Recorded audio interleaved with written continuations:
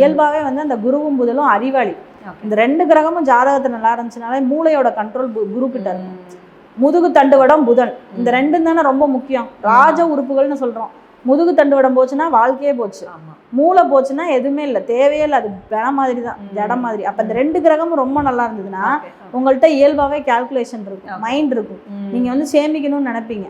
அது 2மே அவுட் ஆயிடுச்சுங்க, என்னங்க பண்ணணும்? அப்படி அவுட் ஆகிறவங்களுக்கு தான் குரு வழிபாடு பண்ணுங்க, ஒரு ஜீவசமாதி வழிபாடு பண்ணுங்க, வியாழக்கிழமையில போய் குரு பகவானை வணங்குங்க, புதன்கிழமையில போய் பெருமாளை கும்பிடுங்க. ஏன் பெருமாளை புதன்கிழமை போய் கும்பிடணும்?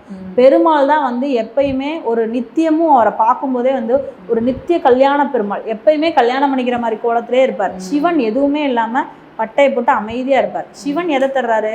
உங்களுக்கு வந்து மறுமை இல்லாத ஒரு நல்ல வாழ்வை தருகிறார். பெருமாள் இந்த உலகத்திற்கு தேவையான, இந்த உலகத்திற்கு நீங்க வாழ தேவையான பணத்தை கொடுத்துக்கிட்டே இருக்காரு. அதனாலதான் பெருமாளையும் தாயாரையும் புதன்கிழமை, வெள்ளிக்கிழமை, சுக்கிர ஹோரை, புதன் ஹோரை, இந்த மாதிரி ஹோரைகள்ல போய் வழிபாடு பண்ணணும். ரொம்ப ட்ரெமெண்டஸா உங்களுக்கு வந்து லைஃப் சேஞ்ச் ஆகும்.